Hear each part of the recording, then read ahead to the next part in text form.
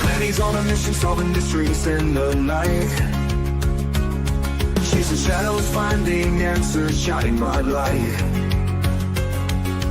No one's left behind in the darkness, all alone. With a heart like a siren, she brings the lost ones home. Silent cries in the dark no longer have to be. For justice wheels keep turning, Granny on the beat. Broken voices find their power, call out hope again. When Penny's crime busters run, no victims left in pain. Bravery in her veins, true to all disguise. With a fire in her eyes, she's got nothing to deny. Granny fights for justice, never backs down from the call. For the voiceless and the missing, she'll stand tall.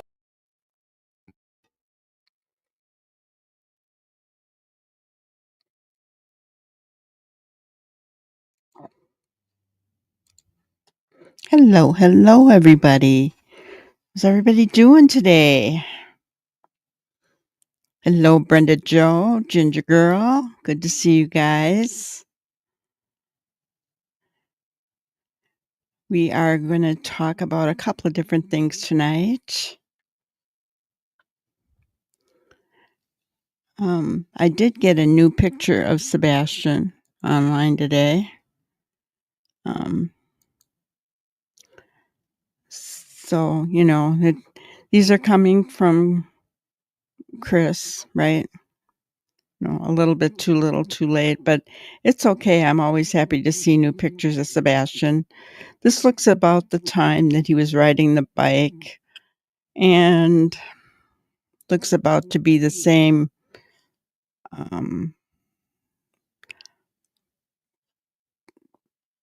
house that they were living in on Remington Avenue in Gallatin. The paint color and everything, the flooring looks the same. Couldn't quite figure out where he was standing in the house, but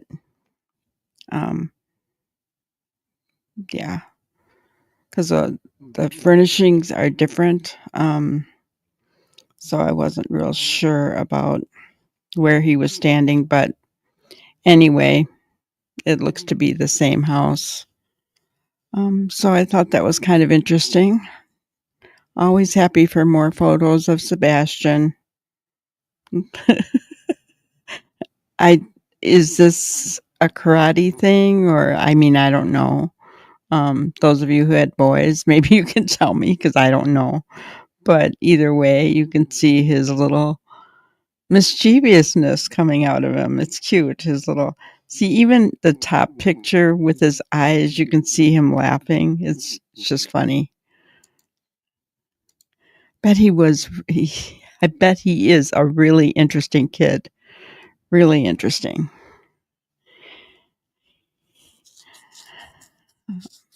So let's see. Probably what I'm going to start off with first is to talk about Gene Hackman and his wife Betsy. The autopsies came in.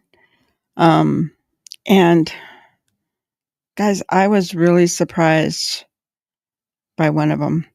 So let's go ahead and listen to the press conference that they did a little bit earlier today. For those of you who don't know, Gene Hackman was an actor, very good one. Yeah, Sebastian was full of life at that time.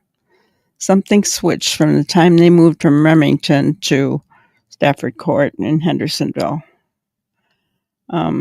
So let's go ahead. I'm going to share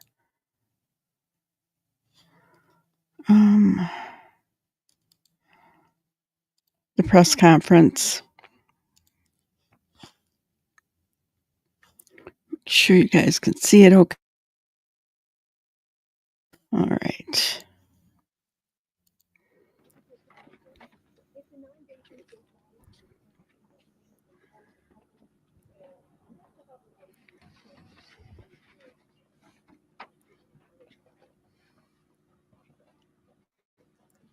And for those of you who may not have known, Gene and his wife were both found deceased in their home along with one of their dogs.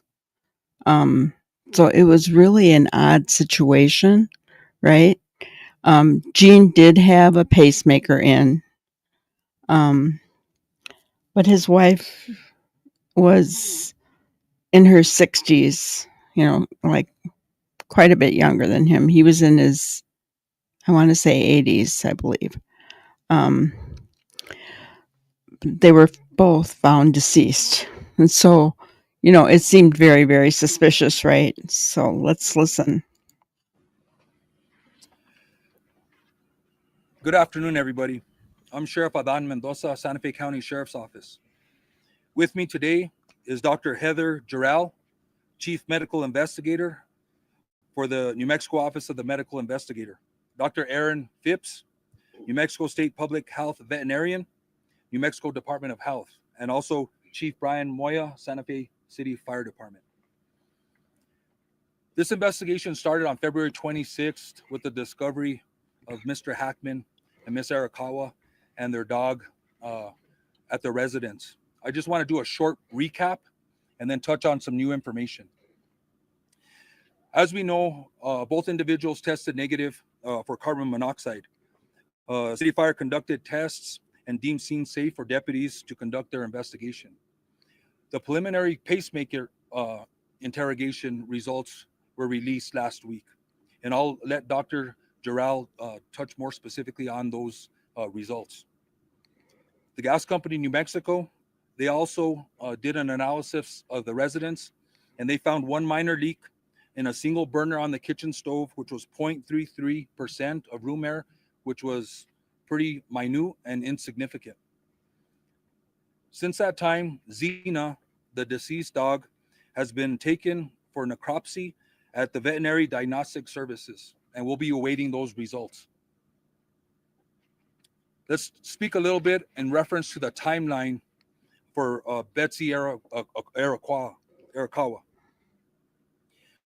We know from our investigation that on February 9th, 2025, she picked up Xena from Gruta Veterinary Hospital. There was a procedure that was done with the dog, which may explain why the dog was in a crate at the residence. Let's move on to February 11th, 2025. Mrs. Arakawa had an email conversation with her massage therapist at about 11:21 a.m.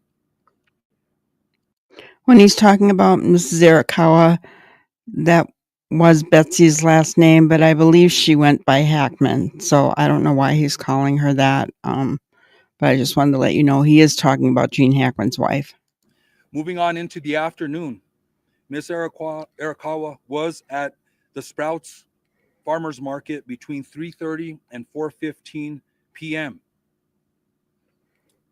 Miss Arakawa was seen on surveillance video at the CVS pharmacy in Santa Fe from 4:12 to 4:20 p.m.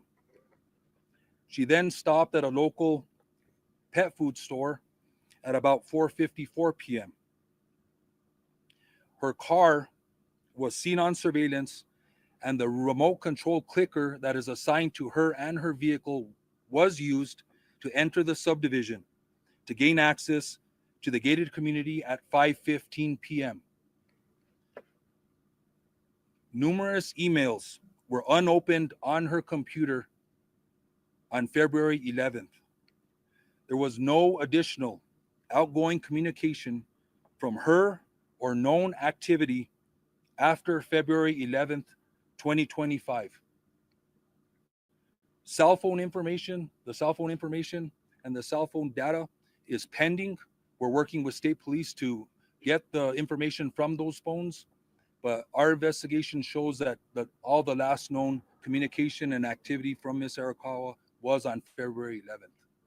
I'm going to go ahead and turn over the podium to Dr. Gerald. I would ask that everybody refrain from asking questions until everybody has provided their statements. I'll step up to the podium, and then we'll go ahead and field questions from the media. Thank you.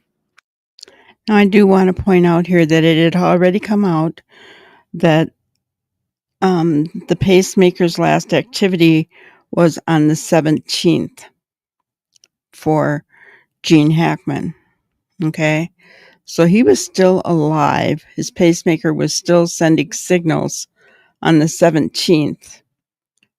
But Betsy, her last known activity was the 11th. Everything else stopped after that. So it seems as though she died earlier.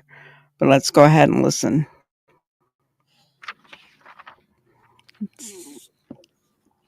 It's a medical examiner.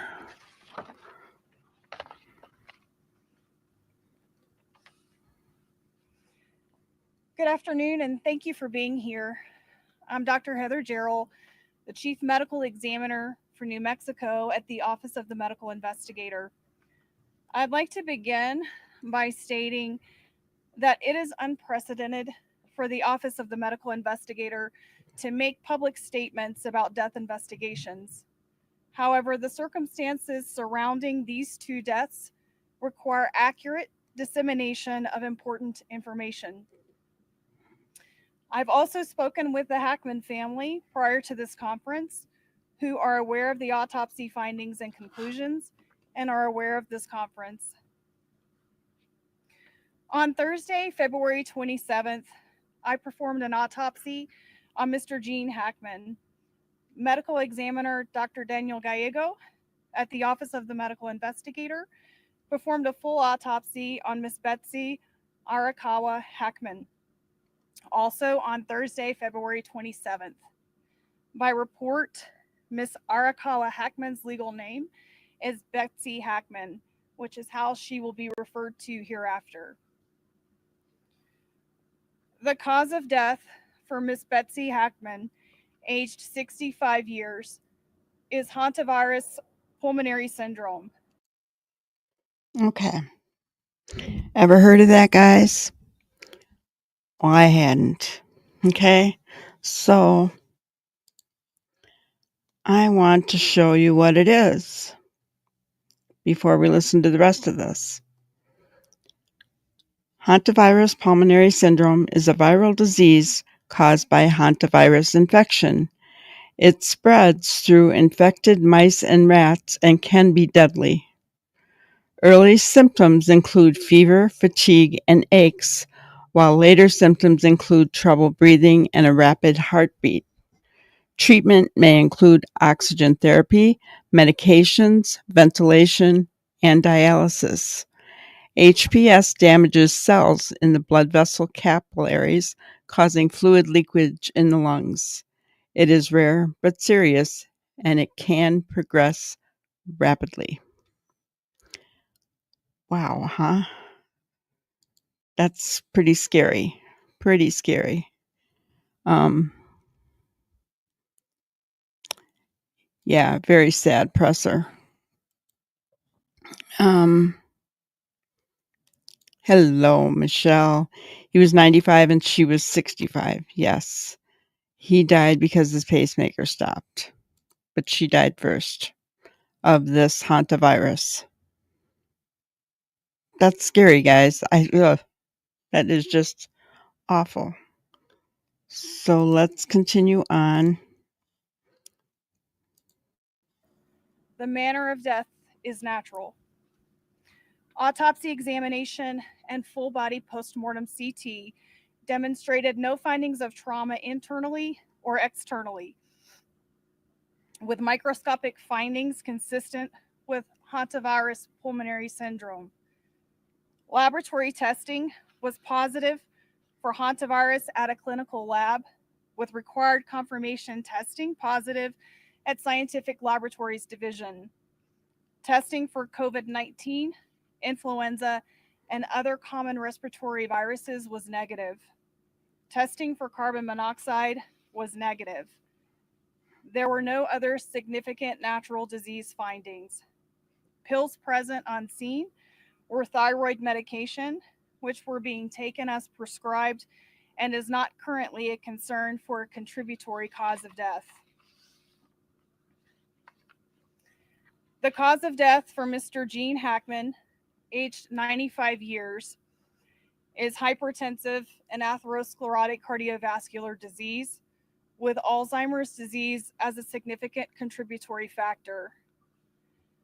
Autopsy examination and a full body postmortem CT examination demonstrated no acute findings of internal or external trauma and showed severe heart disease, including multiple surgical procedures involving the heart, evidence of prior heart attacks, and severe changes of the kidneys due to chronic high blood pressure. Examination of the brain showed advanced Alzheimer's disease, as well as blood vessel changes in the brain secondary to chronic high blood pressure. Laboratory testing performed at Scientific Laboratories Division was negative for COVID-19, influenza, and other common respiratory viruses. Testing for hantavirus was negative. Testing for carbon monoxide was negative. Additionally, there were no autopsy findings concerning for hantavirus infection. I have been asked when death occurred for these individuals. There is no reliable scientific method to accurately determine the exact time or date of death. Mr. Hackman's initial pacemaker data revealed cardiac activity on February 17th, with subsequent pacemaker interrogation demonstrating an abnormal rhythm of atrial fibrillation on February 18th, which was the last record of heart activity. Based on this information, it is reasonable to conclude that Mr. Hackman probably died around February 18th. Based on the circumstances, it is reasonable to conclude that Ms. Hackman passed away first, with February 11th being the last time that she was known to be alive. Lastly, clinically, hantavirus infection is characterized by flu-like symptoms consisting of fever, muscle aches, cough, sometimes vomiting and diarrhea that can progress to shortness of breath and cardiac or heart failure and lung failure.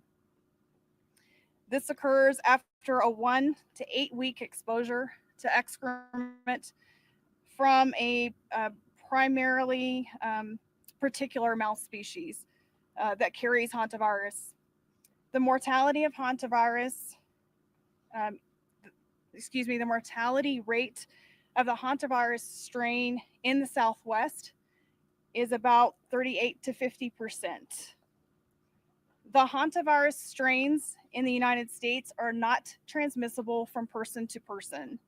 And so this is an appropriate time to segue to Dr. Aaron Phipps, the state public health veterinarian with the New Mexico Department of Health.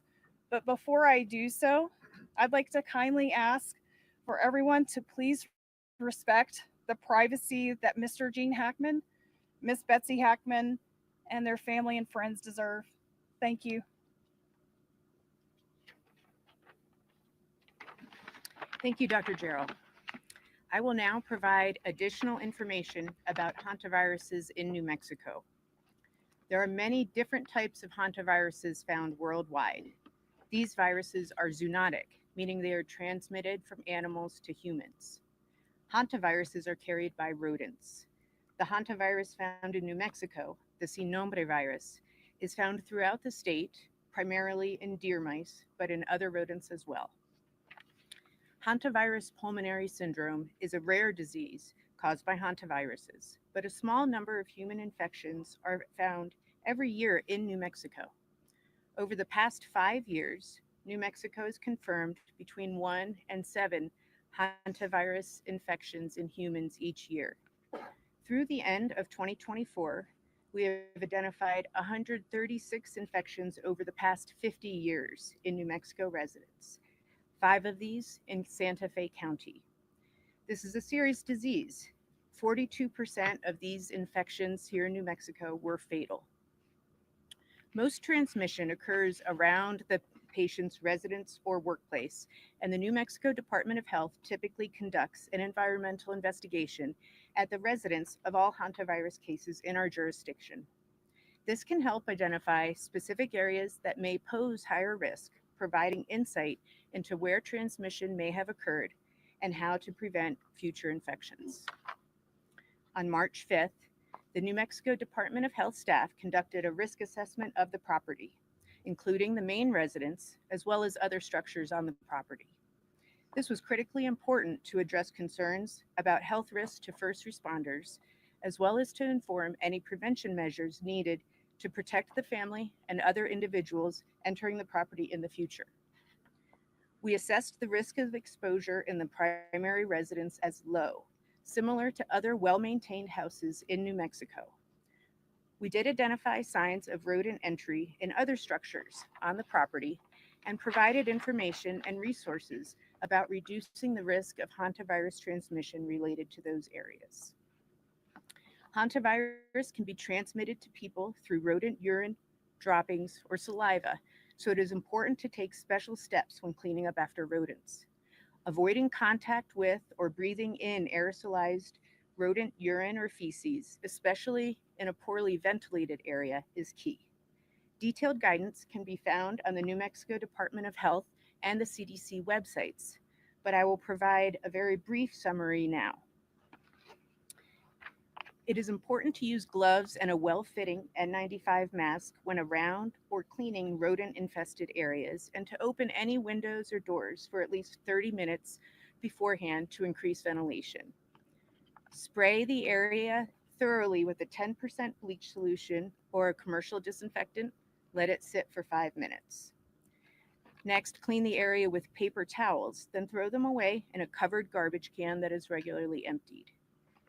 Before removing gloves, wash your gloved hands with soap and water or with a disinfectant, and then after removing gloves, wash your hands again with soap and water. It's important to never sweep up or vacuum mouse droppings, since this can spread particles up into the air. Since hantavirus is found throughout New Mexico, awareness of these risks and how to reduce them is important for all New Mexicans. The New Mexico Department of Health extends our deepest condolences to the families and friends during this difficult time. Thank you. Okay. So, oh my gosh, Ginger. I got a virus cleaning mouse droppings. I was rushed to emergency by ambulance and spent 2 days getting by antibiotics by IV. It was awful. Oh my gosh. Yeah. Um, I hate mice, number one. And in Wisconsin, when it starts to get cold, they like to come into the house, they just do. Well, I've got those little electronic things all over, one in every room in my apartment because I hate mice. I never, ever until today knew that somebody could die from a virus from that. That's scary. That is just horrible. Horrible. Um, and, what are the odds? And I feel bad for him because she passed first. He had really, really bad Alzheimer's, really advanced, I guess. So he probably didn't know she was gone. They said he wasn't dehydrated. I'll just give you a little bit of that so we can kind of skip over the rest of this presser. But he hadn't eaten, but he was not dehydrated. So, just the fact that they both passed away, and we don't know whatever procedure the dog may have had, he probably required constant care. I mean, I don't know what happened to the dog. It's hard to say.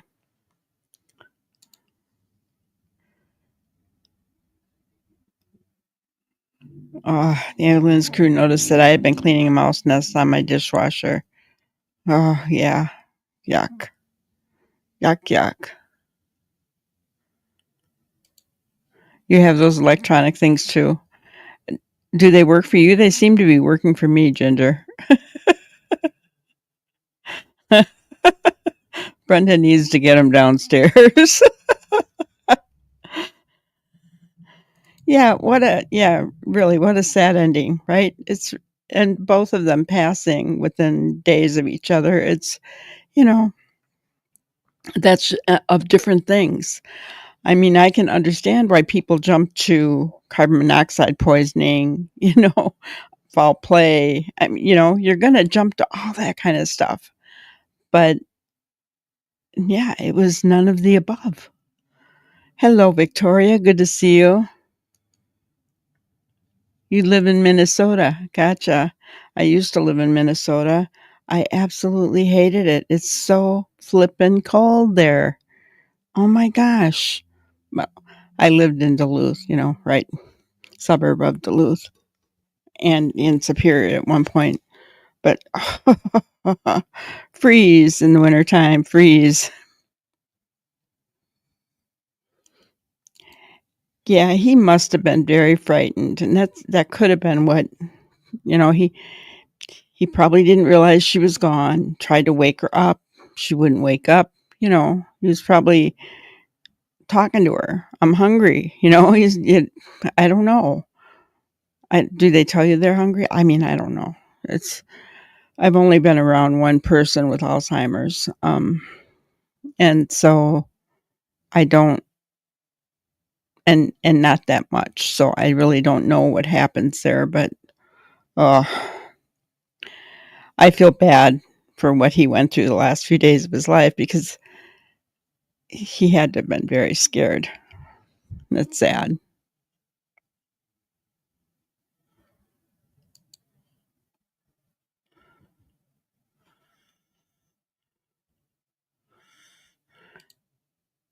Yeah, really upsetting.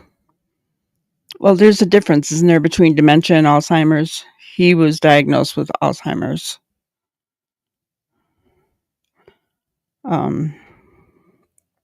In a very severe case.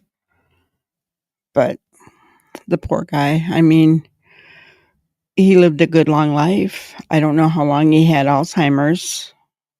But 95 is a good long life, right? She, in my opinion, died young. She's a year younger than I am. So yeah. Hello, Cheryl. Very sad. Very sad. But I mean, I'm glad they were able to get to the bottom of it. I think it was a good move, bringing in, like they said, medical examiners typically do not speak in public, and you could tell she was very nervous. Her voice was shaken, and you could tell. And then to bring in what was that other lady's title? Department of Health, to explain about that virus, right? And when you look at how many cases there were, did she say 139 cases in 50 years? Was it 50 or 15? With my ears, I couldn't quite tell if she said 50 or 15. But either way, that's not that many cases, right? Especially if it's 50 years. I wonder, they didn't say what structure she went into that had, all those mouse stripe droppings. I don't know. Garage, I mean, it could be. But, sometimes people have greenhouses and sheds and things, so you never know what it could have been. But yeah, very sad. And I thought I'd just jump on, talk about it a little bit.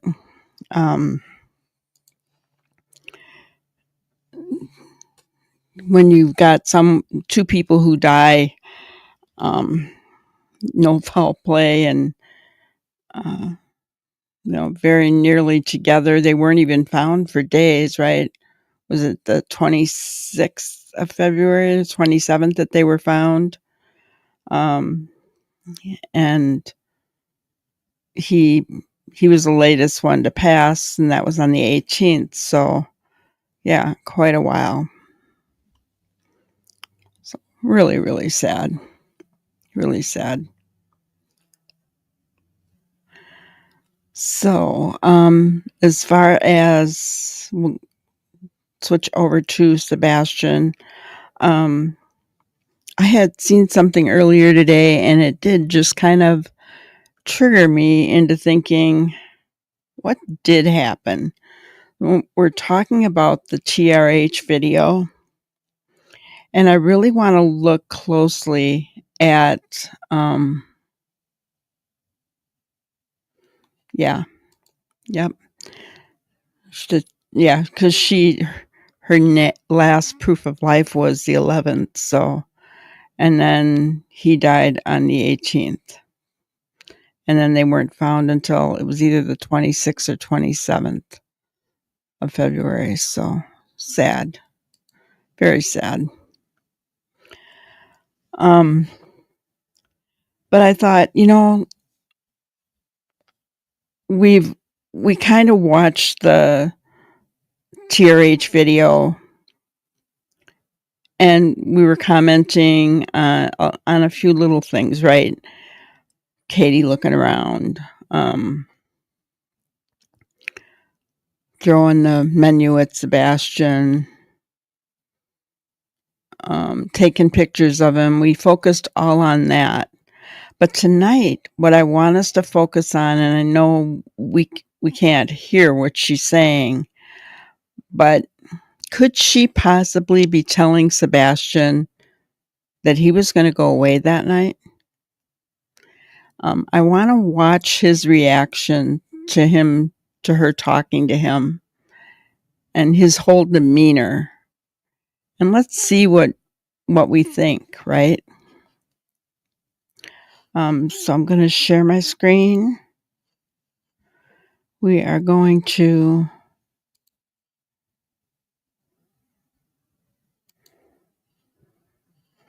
watch it. And this is from our Taken to the Table. So we're going to have a good view of, guys, see everything okay? Of course not. There we go. All right. So let's look at it together. Tell me what you're seeing, okay? Tell me if you see anything in his demeanor that would give us a hint as to he maybe possibly knew that he was going somewhere. I mean, it's always worth a look, right?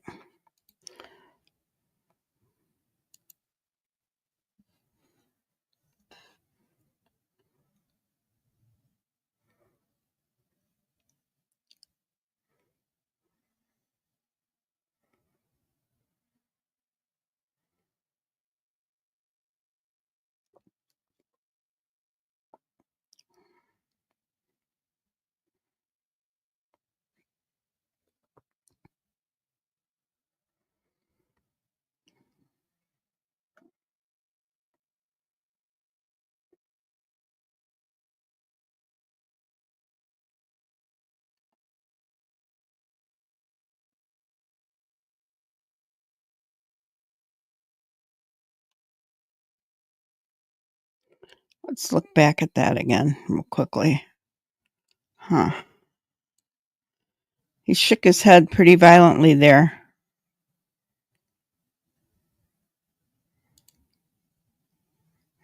And she's talking pretty intently to him, isn't she?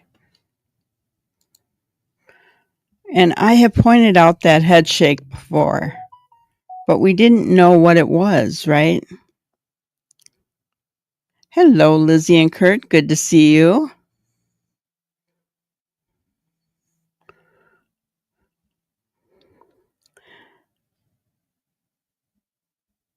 So what do you think that she was talking to him about? Could she possibly have been telling him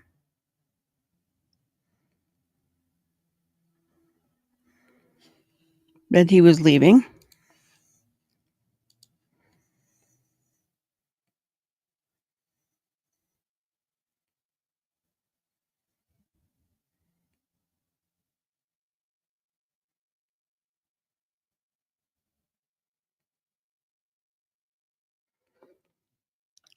No, I don't think she's talking, right? She's just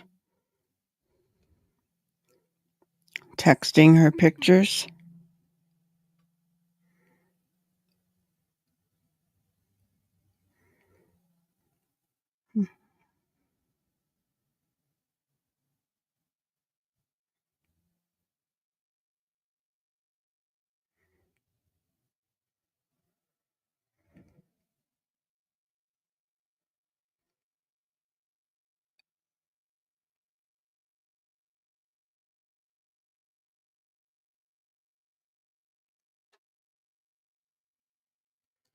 This irritates me so much.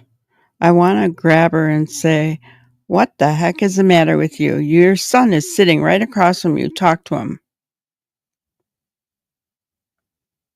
Does anybody else feel that way?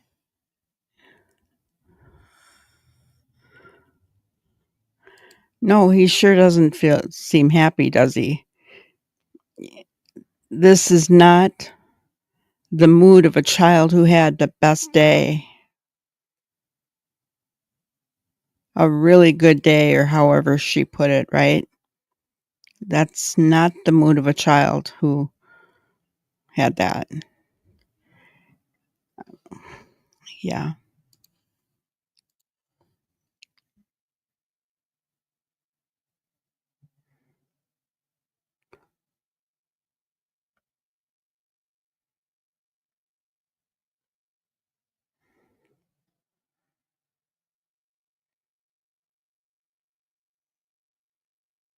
Who is she looking for?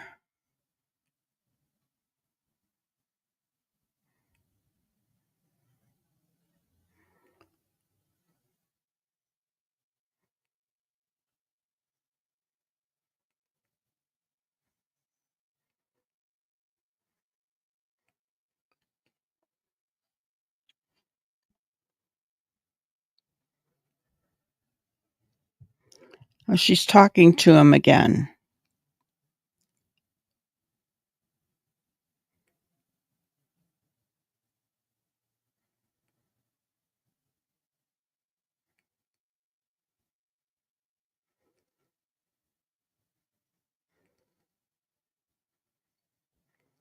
Now he's playing with his nails. He's nervous.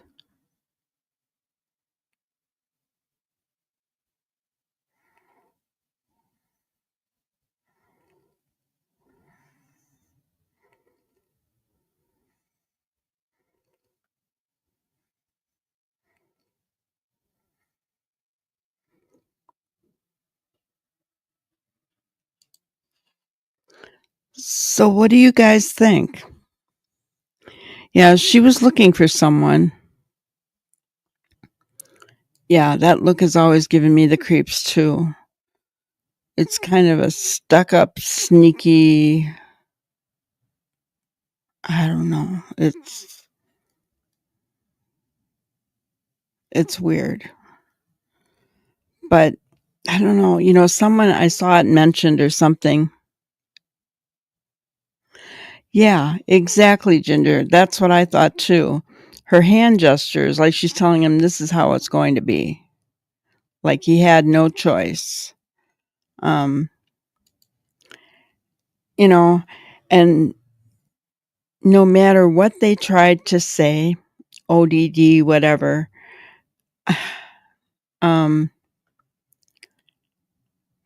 what I saw in that video is a well-mannered young man. I'm telling you, maybe one that walks in a little bit of fear of his mother. But he was very well-mannered. He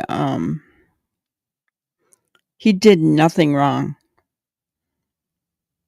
The only little piece of anything that I saw, and I don't really consider it much of anything, except I wonder why he did it, was that kind of quickly violent shake of the head, right? It was pretty, but that was it. Just a little glimmer of something that he might have been feeling at that point in time. And you got to wonder, what was it? What was she saying to him? We focus on all the other stuff, the picture taking and the texting, and I have seen the pictures allegedly that were on her phone. Guys, it's blobs to me. I'm sorry. You may feel differently, but to me they're blobs. You can't make anything out on them. Maybe law enforcement can, but this old granny can't. I'm sorry. So you may feel differently, but I don't see anything. When I want proof, I want something that I can actually see with my eyes, that yes, I can say that's definitely Sebastian, right? Like this picture, right? The first video that we had, we couldn't tell it was Sebastian. This one definitely could tell it was Sebastian, right? This new one that we got today was put out on one of the obstacles channels by Chris, from Chris, and heard tell that they're going to be dropping more photos from Chris. Yeah. Trying to take focus off Katie, him and Katie, trying to make himself look good. I mean, I don't know. I don't know what the reasoning is behind that, but I'm always up for seeing pictures of Sebastian. You can keep sending them all day long. We'll look at them, won't we, guys?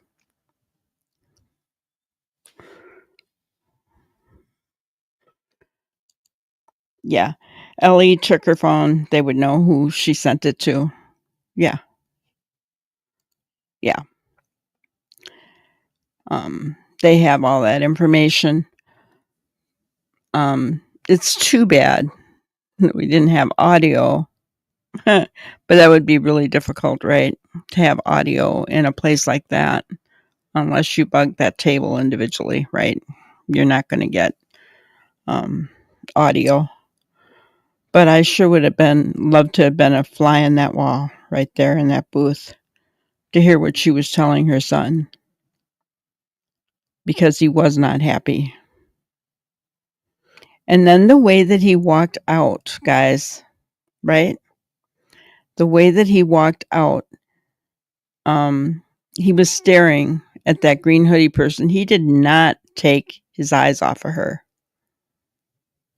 He stopped when he saw her, walked kind of out and around, but even though he was walking out and around the front of the car, he never, not once, took his eyes off of her. So I guess my question is, did Sebastian know that he was going somewhere that night? Did Katie tell him he was going somewhere? And if so, why didn't he call his dad? Right?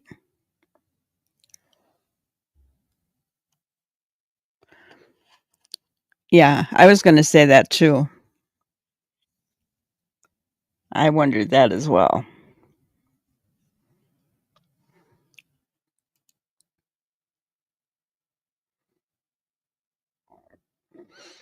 Dog just said that those photos never left that phone, so she didn't send those photos to anyone.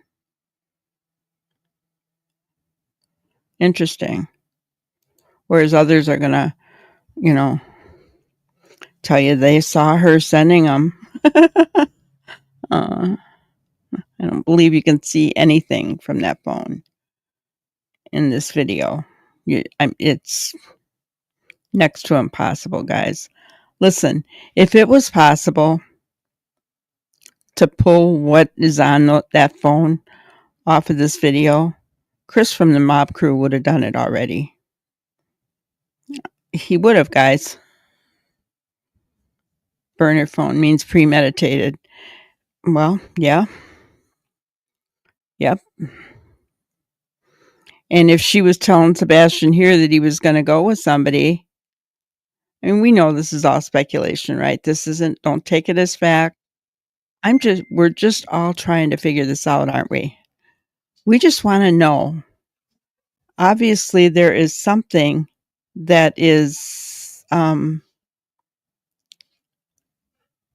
that happened here, and we don't know what it is, right? We don't know. We don't have a clue.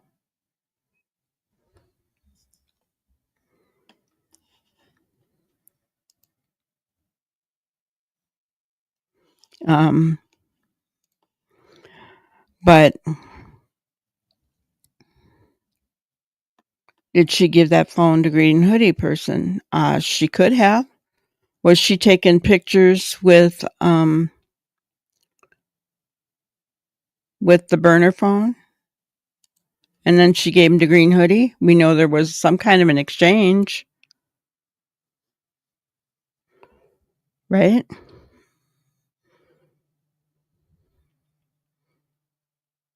So how many of you think that she might have told Sebastian he was going somewhere? Put a 1 in the chat if you think that. Put a 2 in the chat if you don't think that's what she was talking to him about. I'm just really curious to know what your thoughts are. A 1 if you think she was telling Sebastian he was going somewhere. 2 if you don't think that that's what she was telling him.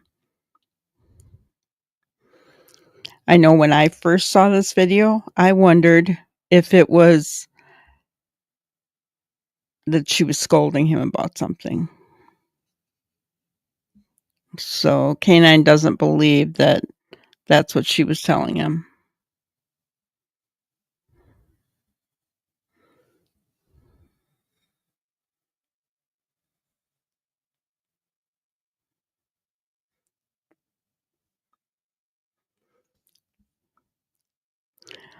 But it seems like we're all agreeing that it was a planned abduction, right?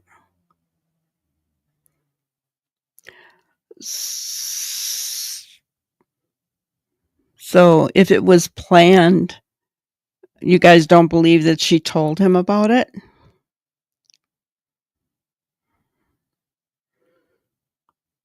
I mean, I guess the way I'm thinking is she tells him in a public place because he knows better not to cause a fit, right?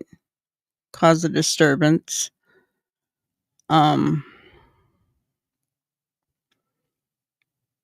don't know. I mean, just speculation and hoping that he'll understand and he'll just go willingly. But I don't believe he did go willingly. I think that's how Chris got the scratches on his arms, in my opinion. And we never did see Katie's arms because she had long sleeves on.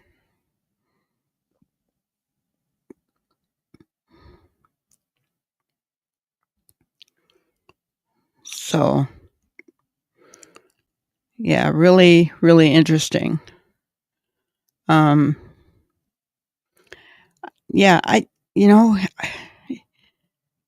we need more evidence, don't we? There are those who think there was an incident at the house, which could be very possible, couldn't it? Especially when she talked about the thud. And she escalated that to a thud. Because first it was she just heard some noise. Then, it escalated. First she heard something. Knew he was doing something in his room. And then it was a noise. And then it was a thud. And it stayed a thud. Except she did not talk about the thud in the year anniversary. I hate that word. in the year mark, the 1 year mark interviews, right? She never brought up the thud.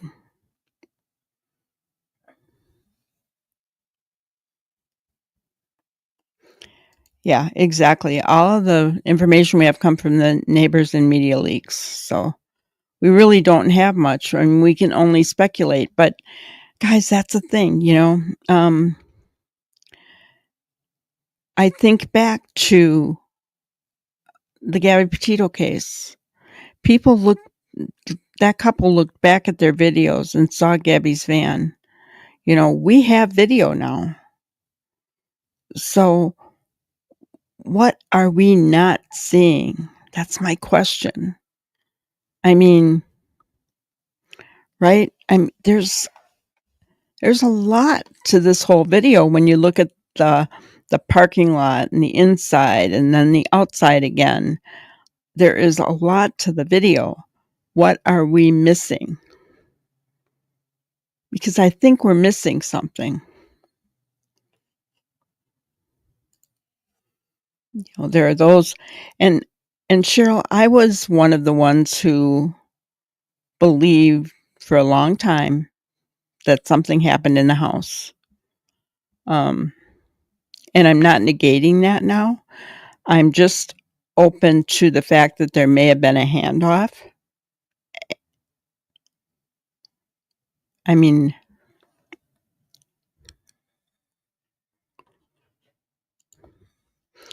not to change the topic, but have you heard about the car they discovered after going in the river in 1958 with a family of 5? They're retrieving it now. Oh, wow. No. Nope. 1958. That's the year I was born.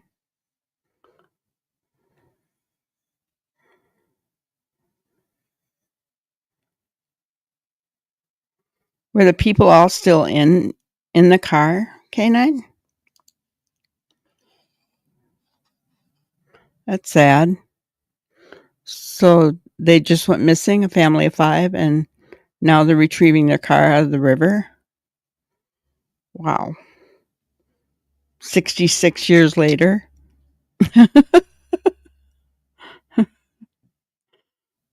Wow. But yeah, I mean, I feel like there is something important in this video that we're missing somewhere, you know.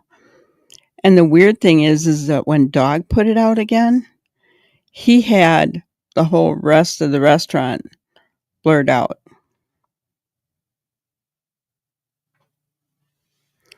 So all those people that we see sitting there right now, Dog had blurred everybody out and just focused on Katie and Sebastian.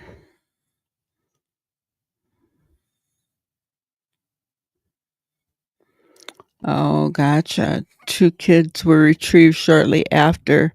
Were those kids alive? Or yeah, that would be nice, wouldn't it, if we could have the whole video? I'd be willing to sit and watch the whole video from. No, they weren't. Aw, that's awful. Oh, he spent 7 years looking for it, and yesterday he found it. Oh, man. That's so sad. So, yeah, I would love to have the whole video. That would really be nice, but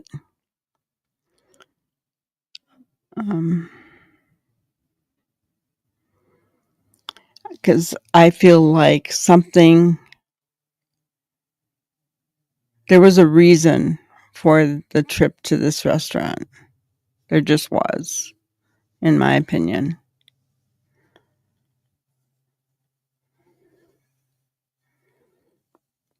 And his demeanor did not look like a child who had, what did she call it? A great day, something like that. He did not look happy at all. and he was nervous. He was picking at his fingernails, even chewing them at one point.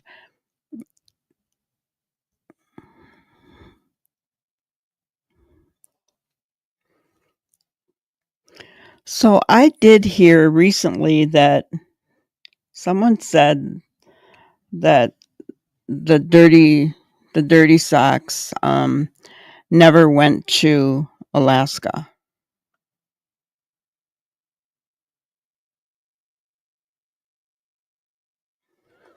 Yeah, see?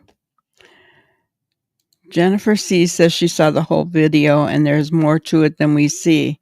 And see, the thing is, I know somebody said that Sebastian actually got up in the middle of dinner and went to the bathroom. We don't even see that here.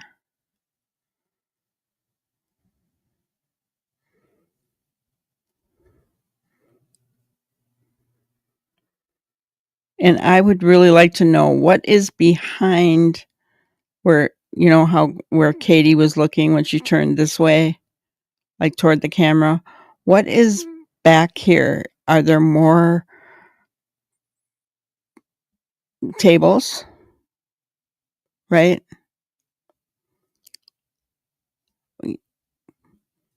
Are there more tables to the right that we cannot see? I'm curious.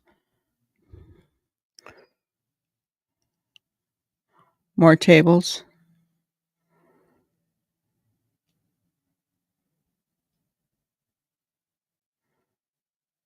Yeah, because she was looking. I think she actually saw the person because she had us put that smirk on her face then, and then she kept looking at him. Well, him, her, whoever. But we can't see that part.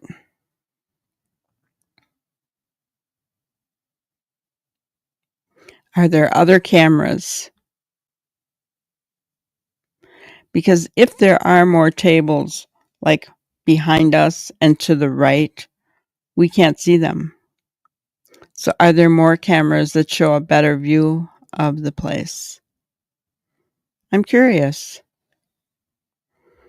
Somebody said there's a camera over the front door on the outside. We've never seen that either.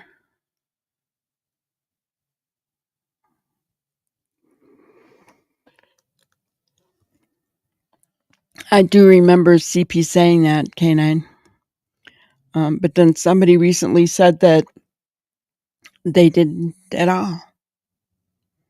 That they didn't go to Alaska. They didn't end up going to Alaska.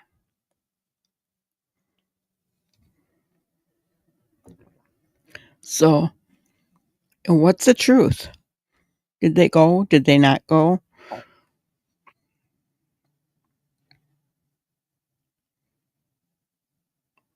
I mean, that I'm sure law enforcement knows. I'm sure that they know. I'm really concerned.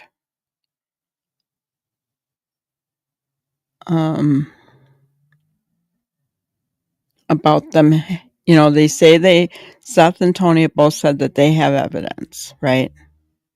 That the DA wants more.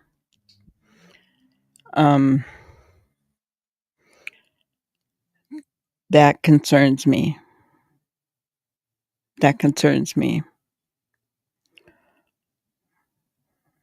You know, is he going to want, you know, Sebastian home before he ever does anything? And even then, is he? This DA has been known to not prosecute cases that should have been prosecuted.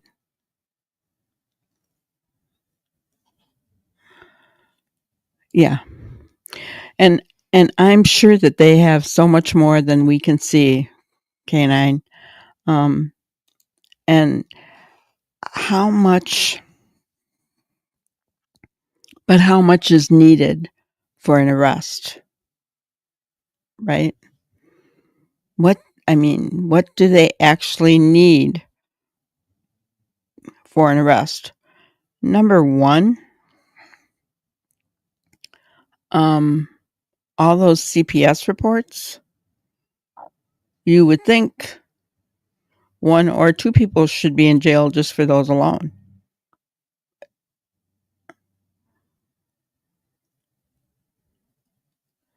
Yep, 40 years.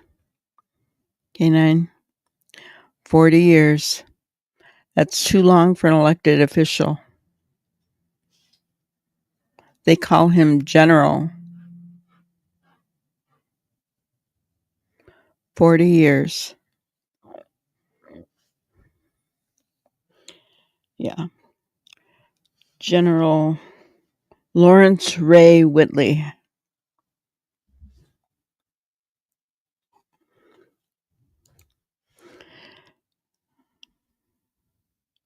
DA said he wanted blood, clothes, a flashlight, or a body in his statement.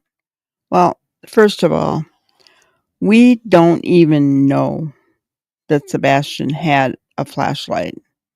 Katie said that. So we don't even know if he had it. And,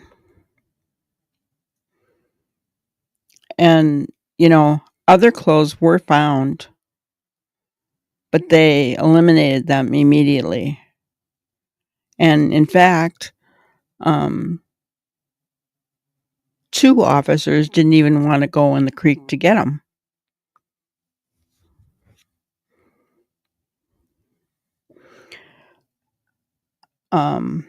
A mattress was found with a lot of stains, looked like urine. They didn't want that either.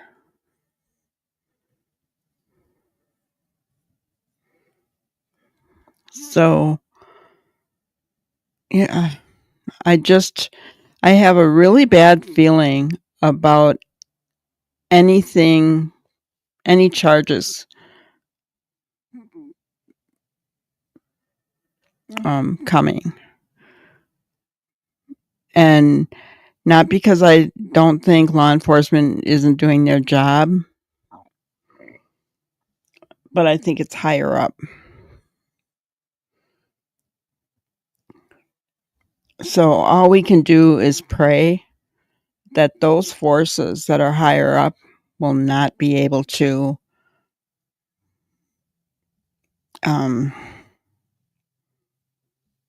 get away with their shenanigans. Best way for me to put it.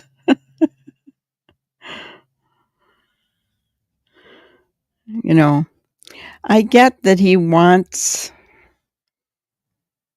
something specific, right? I get that. That makes sense to me, actually. Blood, clothes, the flashlight makes no sense, or a body. How about Sebastian? Not a body, but Sebastian.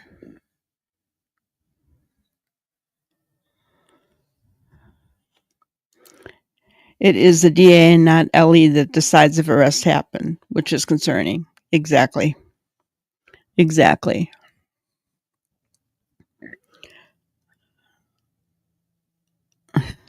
I agree with you completely, K9. That's why I said we have to pray. Because that's the only overriding factor.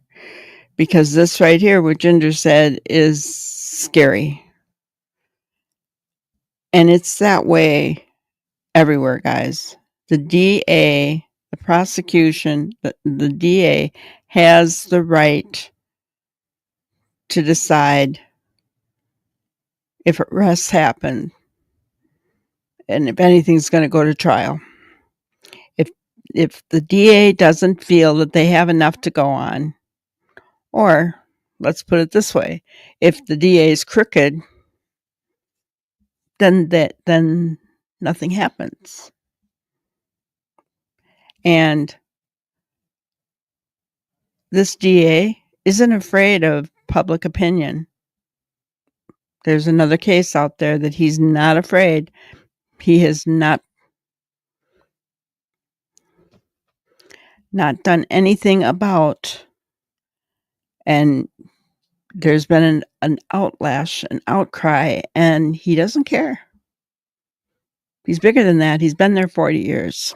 He doesn't care.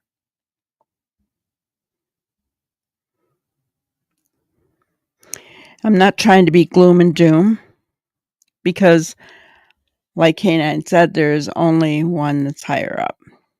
And if we come together in prayer, coming against that, I honestly believe that things can change. But that's the only way they're going to change.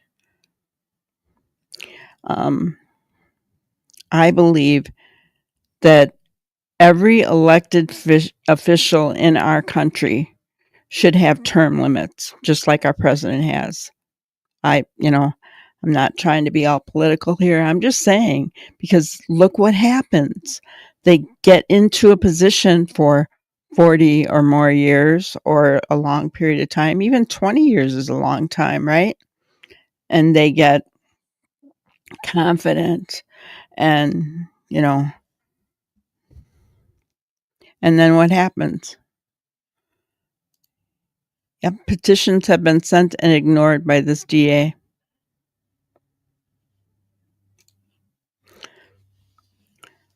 So, another police force actually arrested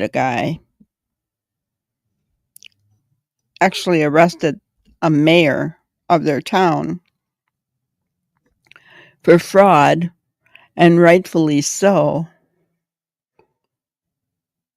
without going to the DA first, this DA, and he was angry. And needless to say, a few months later, the charges got dropped. That prior mayor is now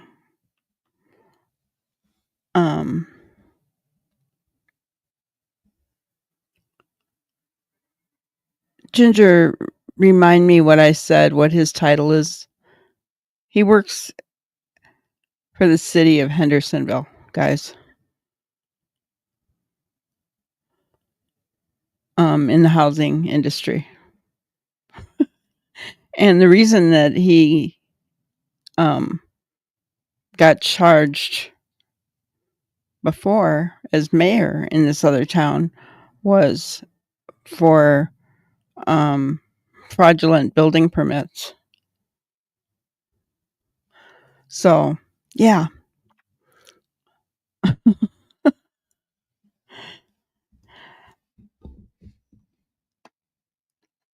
So I'm just saying there's a lot of commissioner, yeah. Housing commissioner, I think. Housing commissioner for Hendersonville. So we just never know what's going on behind the scenes, guys. Who knows who and what's what, right? And I sincerely,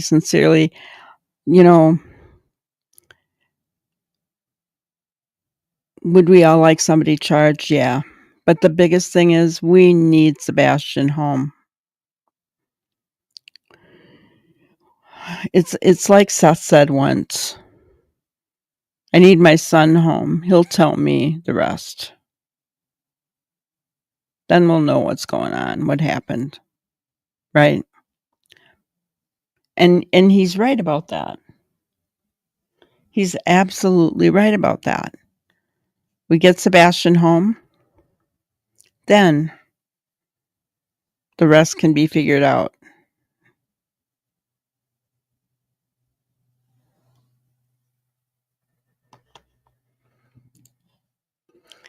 And which family is doing house construction in Sebastian's neighborhood?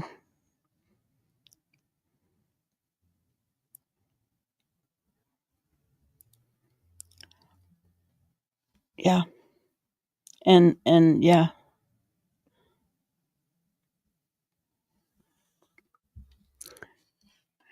See how it's all tying together, guys? There's so much more going on than we even know. It's very, very sad.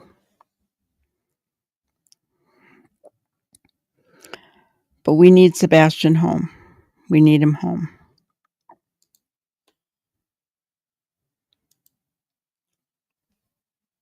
We need is that a ninja? Is that what that is, guys? He said he wanted to be a ninja, didn't he?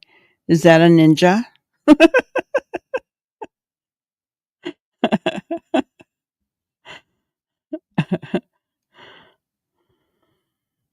I'll bet that's what that is.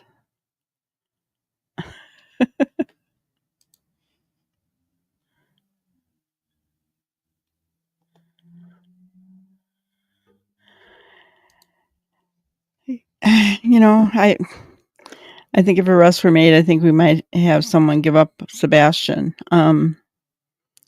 Yeah, but I don't think that's going to happen.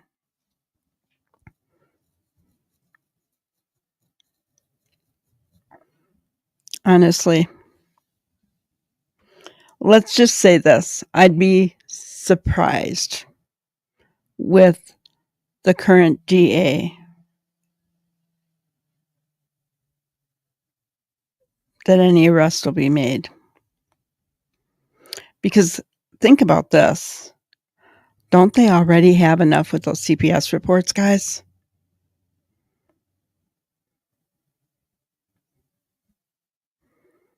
I mean, it was enough for them to fire the CPS worker, wasn't it? So, hey, don't they already have enough? Why is an arrest being made? I'm telling you why.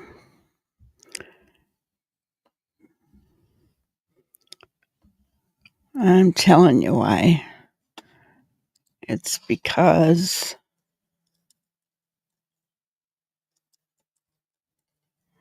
of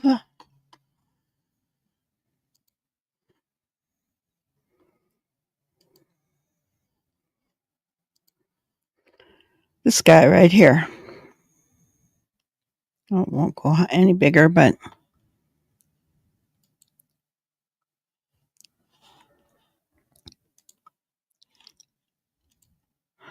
it's because of him.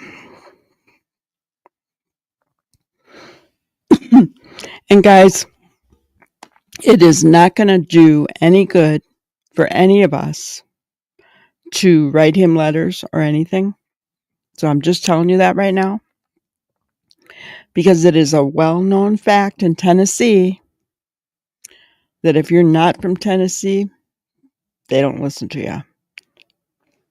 So it doesn't do, this guy doesn't even listen to people in Tennessee.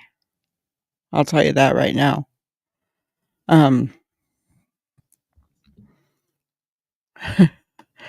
I don't know how old he is, but he's been in that position for 40 years. I'm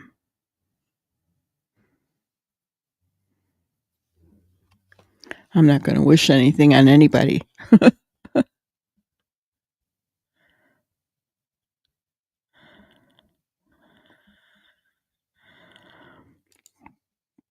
This area is not like that. Canine is sad. We need the marshal and the FBI. Exactly. We do. Yes. Absolutely, we do. That's the only way. It's the only way. And hello, Melissa. Good to see you. He's in his 80s. I know I read it, but I didn't know exactly. He looks fairly healthy.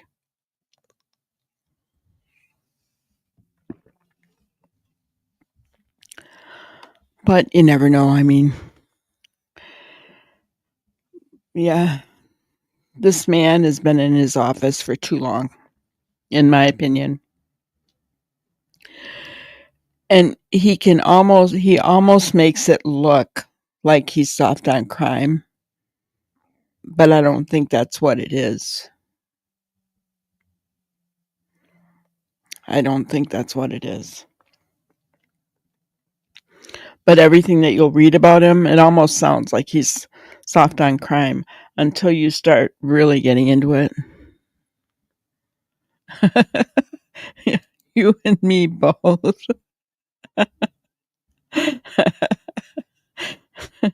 I made a special folder on my computer for favorited pages for the 15th because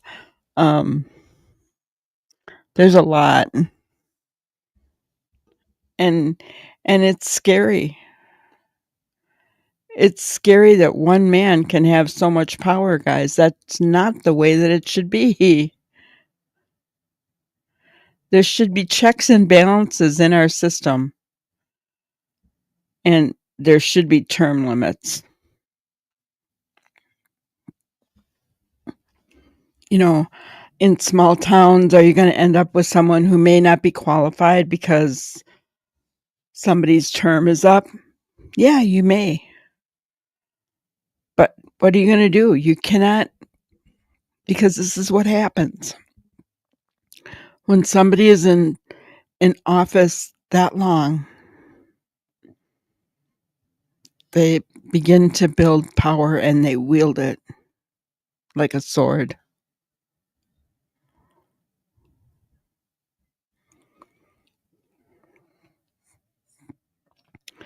So the FBI needs to take over, and not just TBI, guys, because it needs to be the FBI. Definitely the FBI.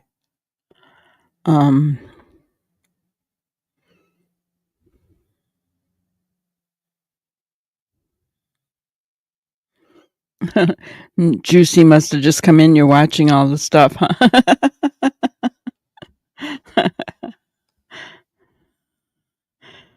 Yeah.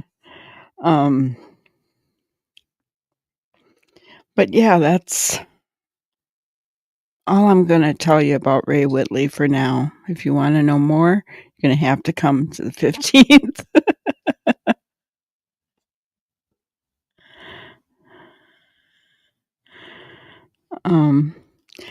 That's a good point. Juicy, how come the kids never checked on Gene and his wife? It's a good question. It was a neighbor that found him, right? Wasn't it? Or a neighbor that called the police because couldn't get an answer or something.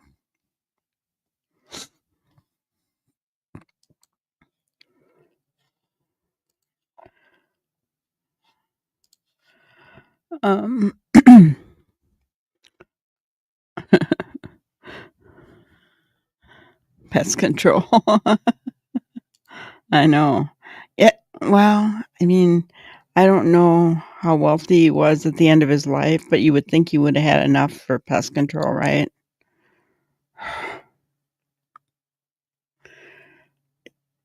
Something. I mean, I live on Social Security and I got those electronic things in every room in my house.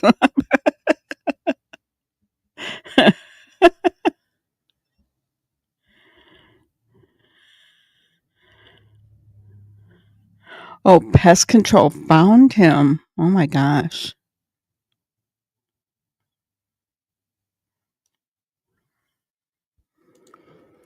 They just had a big scandal in that area. Audio recording was done in the court. Oh, in Sumner County? What are we talking about, Ginger?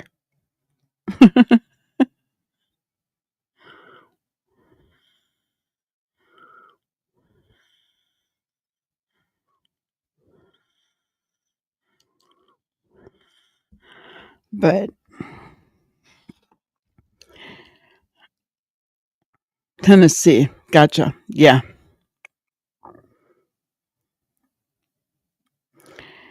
Well, Tennessee's always having scandals. It seems like every time I look up something, it's horrific. I'm really so tempted to call my son-in-law because he was an investigator with the Nashville Police Department for years.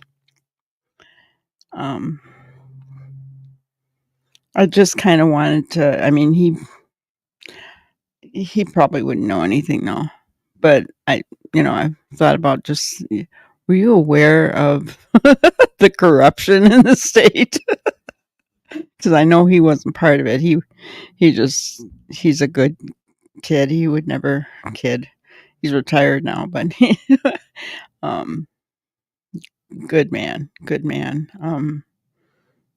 Would definitely never be a part of that. In fact, he left Nashville and went to San Francisco, and that's where he retired. Oh, they had a scheduled appointment at his house and no one answered the door. Gotcha. I knew it was something like that it was somebody, not family. So she must have called pest control. Oh my gosh. Why didn't she go to the doctor? That's awful.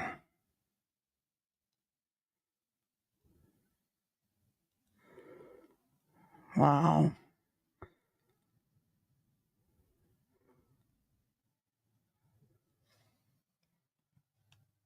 They saw her through the window. Oh man. So even though they didn't tell us, they probably knew early on what she died from.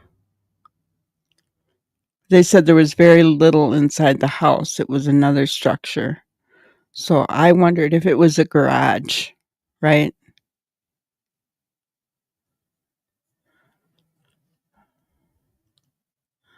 Yes, Juicy. Katie's mom does live in Virginia.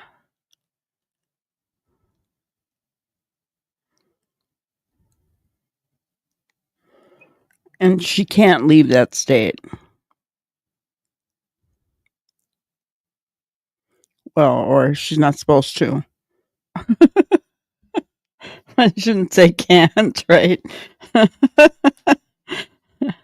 But she's not supposed to leave the state.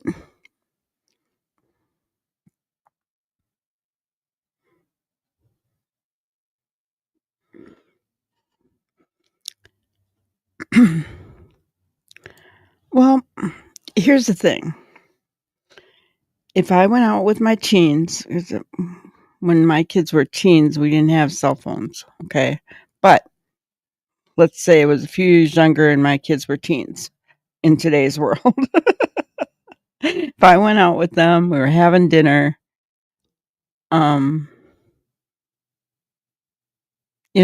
which being as they were teens, it's probably pretty rare we went out to have dinner because they're so busy, my kids were, with their lives. So it was a rare occurrence that we could sit down and have dinner together in a restaurant. So I might take pictures that might not seem so funny, but it was suspicious with her, the way she was doing it, and when she tried to even hide it from Sebastian.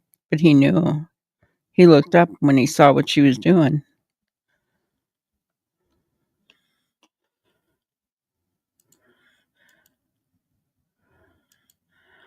Police have her watch. Yeah, I think so too. I think police took her watch. That's why she hasn't had it.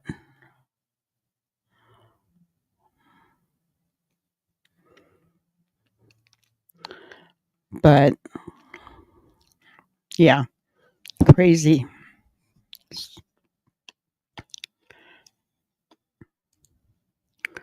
So my grannyism for today is just because something isn't a lie doesn't mean that it isn't deceptive. A liar knows that he is a liar, but one who speaks mere portions of truth in order to deceive is a craftsman of destruction.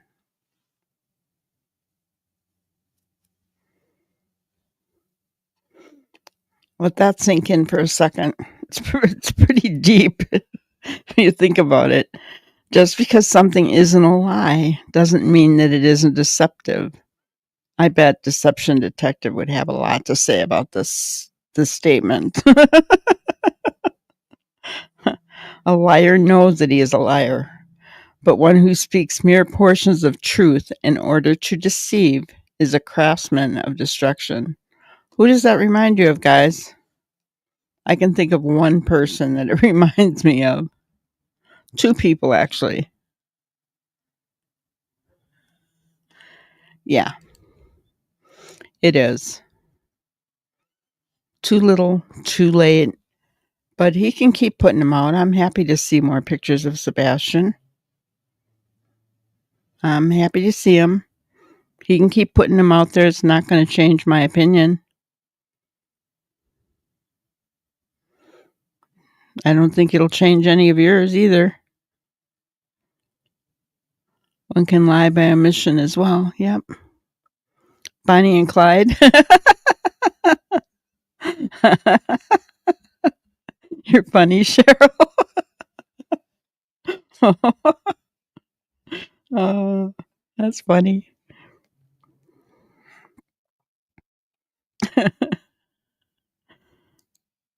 Yeah, but he can, I'm going to keep looking for him. Because, yeah, I'll keep sharing them as I see them on, they're typically on X. Have our own little picture album of Sebastian, won't we? Already have quite a few of them. New nickname. Oh, I love it. Yes. New nickname, Bonnie and Clyde. Two people. Those were the two I was thinking of.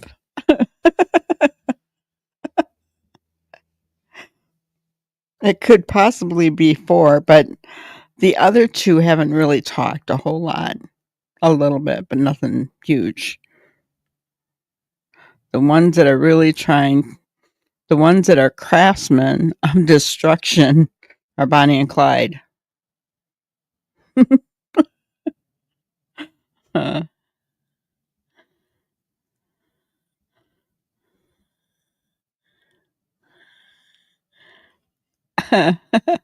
CP is the distraction and KP holds the keys.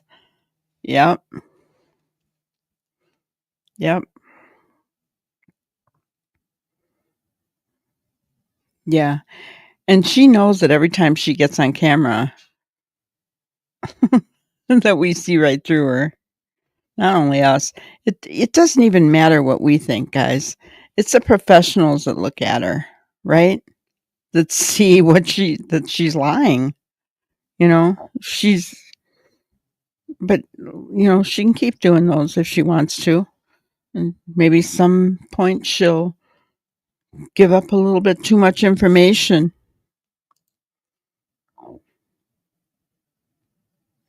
That might be the movie of the night, Bonnie and Clyde.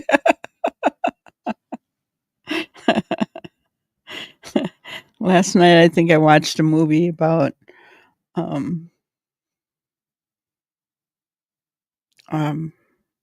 prince finding his princess. It was on Stars, I think.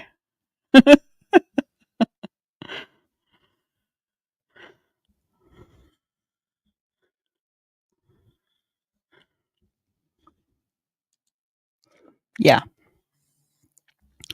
Here's the thing, K9. I honestly do believe that law enforcement, I've kind of changed my opinion about them a little bit. I do believe, and Seth has said many times, that they're working hard on this case, right? And so I do believe that they are. I believe that they have compassion and empathy for what Seth is going through, but I believe that their hands are tied. They're running through hoops for a man that's been in office for 40 years. And the FBI needs to come in and do something about it. You watched Web Therapy? What is that? Is it a movie show? It doesn't sound interesting to me at all, but tell me what it's about. I like to watch fiction because all day long I am on true crime, on my computer on true crime constantly. And so when I decide to shut it down for the night, I like to watch fiction, something, a love movie, something to take my mind. I used to be a huge fan of mysteries, and I still like to watch mysteries every now and again, but now I don't enjoy them as much because of all the time I've spent in true crime. So I end up watching uh, Hallmark movies and stuff like that. It's zany. Gotcha. Yeah. I do like to watch like Matt Rife comedy, different reels like that. Different things like that. Funny ones. Team Balmert, husband and wife that try to do all these funky things just to make me laugh, right? Get my mind off of everything.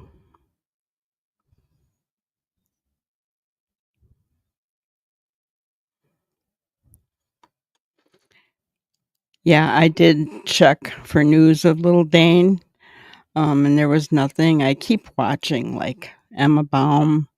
I keep, every once in a while, I just kind of look to see if there's anything new on these cases, because the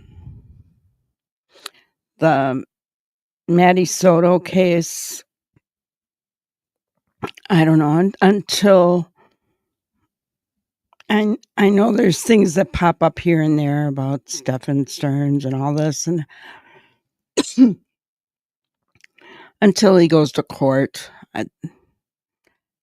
none of that stuff that they talk about right now is really all that important. It's kind of like with the Brian Koberger case, until recently, even though they've talked about it, there hasn't been a whole lot, but now they're putting out DNA from Maddie's fingernails was Brian's. They put out the text messages, part of the 911 transcript. So some of the things are starting to come out. But I'll look up that case with the car too.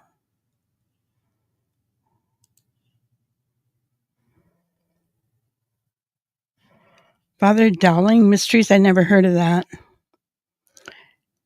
Nancy Drew and Hardy Boys. The ones that I have been watching, they've been on Prime Video. It might be Hallmark, but they are mysteries. They're different mysteries. Like, let me think. Can't think of any of the names of them. But there's several different kinds, and they're fun. You love mysteries. That's why you love true crime. I think most people who love mysteries like true crime. I really do. I liked mysteries too. Not real gory ones, but then again, I will say that I have liked watching some of the movies made about like Ted Bundy and, some of these other serial red rummers, right? It's kind of fascinating to see what makes them tick, right?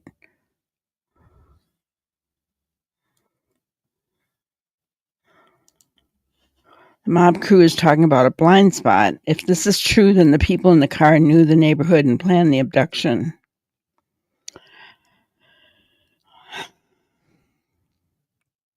Makes sense. Makes total sense. See, that's why I'm just really kind of thinking that Katie told Sebastian he was leaving that night.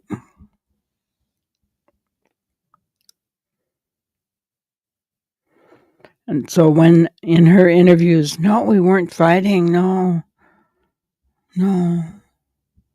I would have loved to have said after that, then Chris, why do you have those scratches all over your arms?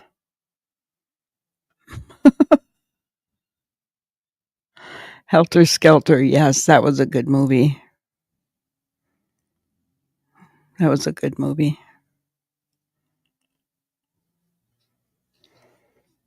Yeah.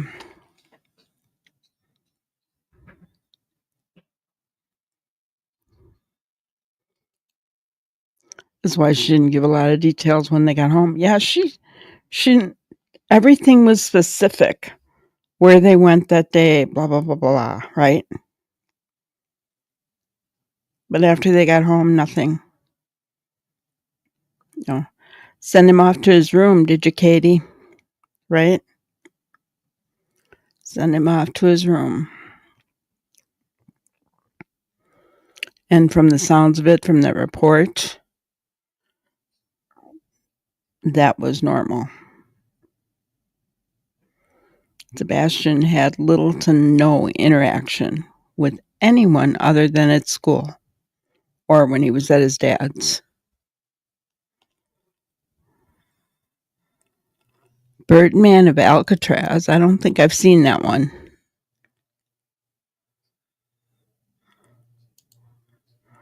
You like the books more than the movies. Reading helped you escape your mom.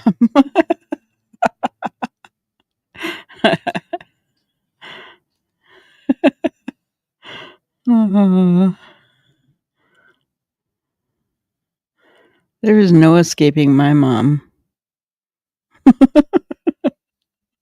Heaven forbid we would close our bedroom door. Oh my gosh.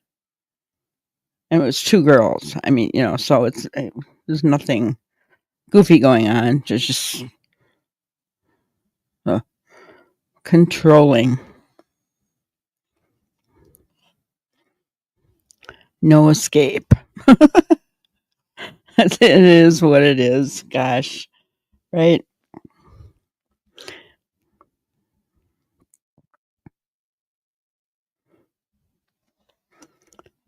But so the mob crew is on right now then.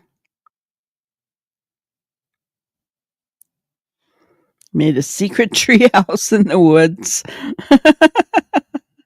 And you go and read. That's fun.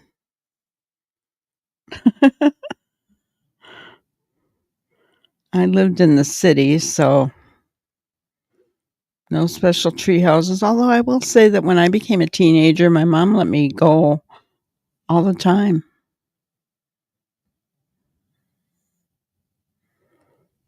Just your bully sister.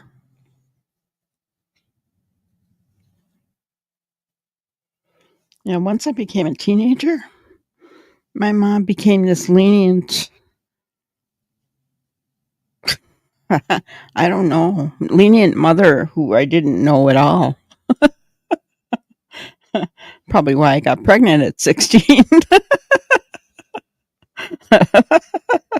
I went from being, thumb on me my whole life. And then all of a sudden as a teenager, she's, go have fun. Like, well, okay, I will. Oh.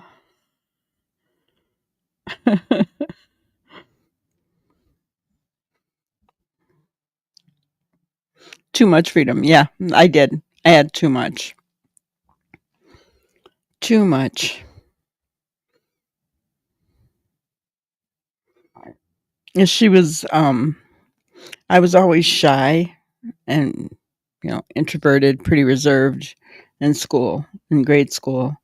When I got in high school, I was dating a jock and got in with the popular crowd, and oh, she was so proud, right? Well, it was the jock that got me pregnant. So, yeah, she trusted me with him. And yeah, too much freedom.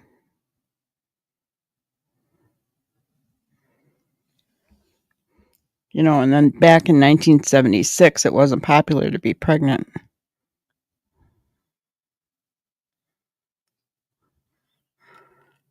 Isn't it weird how all of a sudden they just do that? They get tired of it? Or my sister was worse than I was. My sister, oh my gosh, she was bad. I got married at 17 then because I was 7 months pregnant.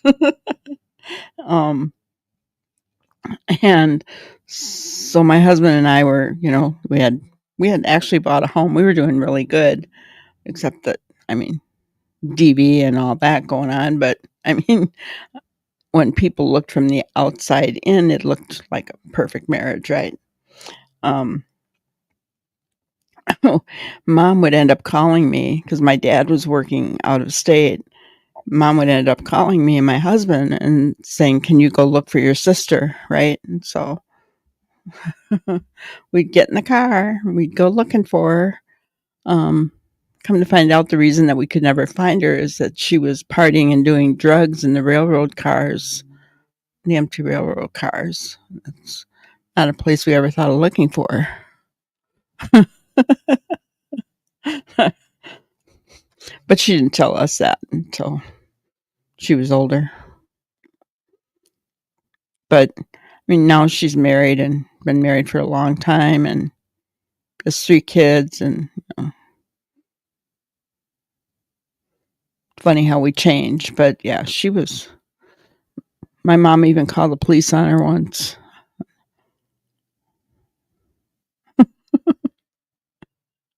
So, oh, it's crazy. Things we do when we're kids, huh?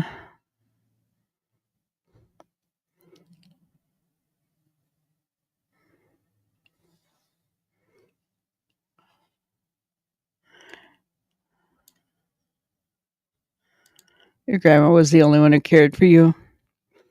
I never met my dad's mom. Family love, right, Cheryl? Yeah. I never met my dad's mom. She passed away when my dad was in the military, and he was in the Air Force. And my mom's mom lived in Wisconsin here, like a few miles away from where I live now. But we lived in Cicero, suburb of Chicago. So it's a 4-hour drive. And so I didn't get to know her real well. And when we would come by her, she lived in this shack. She did have electricity, but no, no heat, right? So, wood stoves. And we had to pump water from the well. Heat water for dishes. Yeah. What, coming from Chicago, I mean, going to grandma's house, yeah, not so much fun. So, I mean, in one sense, it was because the whole family would come up in July. So all my cousins would be there, and we grew up with my cousins.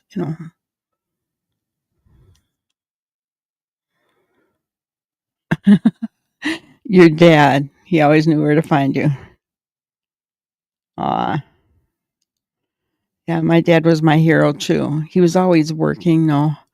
But when he was home, I had his undivided attention. I mean, I could always talk to him, right? He was my hero.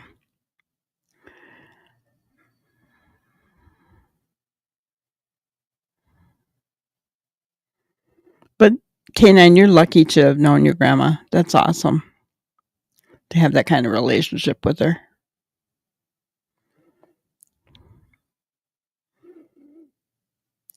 It's good that a child has at least one, you know.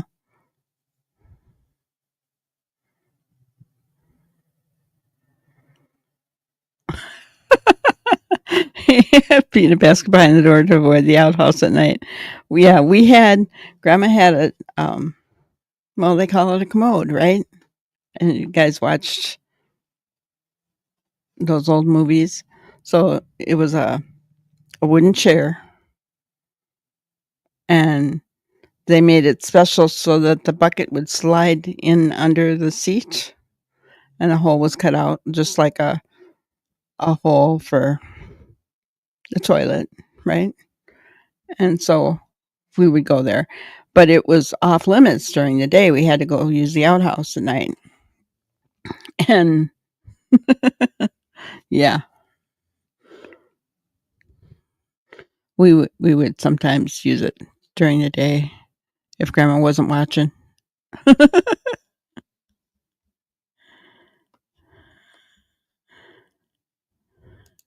Lived in a very small farm town, and my dad knew everybody. There were spies everywhere. Yeah, that's what happens with small towns.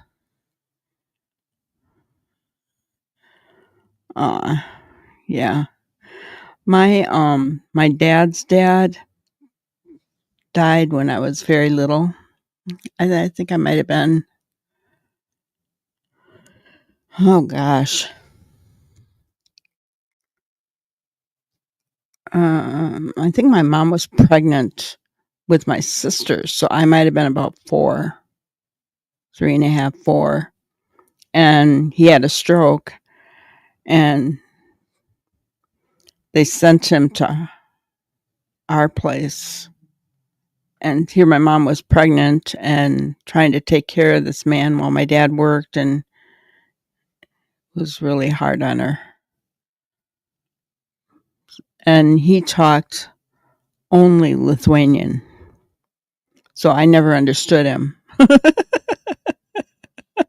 because my dad didn't teach us Lithuanian. I mean, a few words and stuff, but nothing.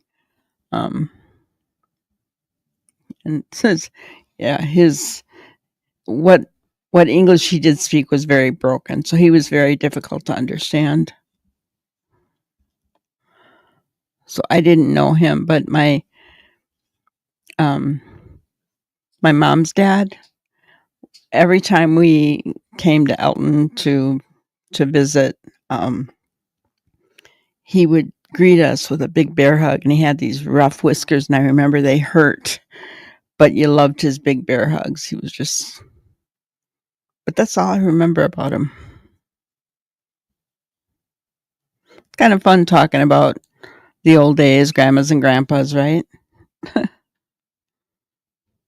And now I hardly get to see my grandbabies, right? I mean, things are so different in this world now. Family was really important back then, right? Really important back then. And now it's like not so much. My cousins, we were like almost brothers and sisters when we were together. You know, it was really weird.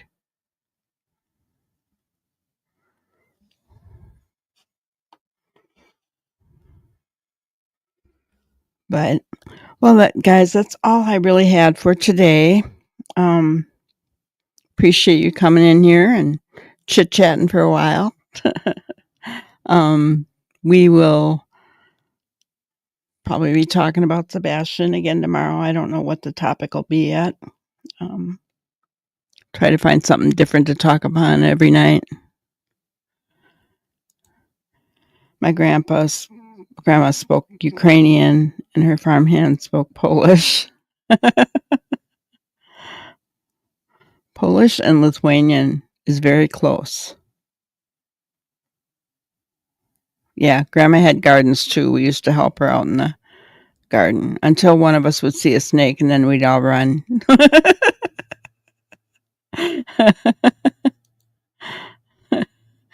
And thank you, K9. Appreciate my mods so much. You guys are awesome. So thank you all for coming. Have an awesome night, and we'll see you tomorrow. Thank you for watching another episode of Granny's Crime Busters. We really appreciate each and every one of you. Don't forget to subscribe and like and even share the content. You can follow us on any of our other social media platforms at YouTube, Twitter, Instagram, Facebook, and TikTok. We really appreciate you guys, and you can also email us at granniescrimebusters@gmail.com. Thank you so much, and we will see you on the next one. Thanks, guys.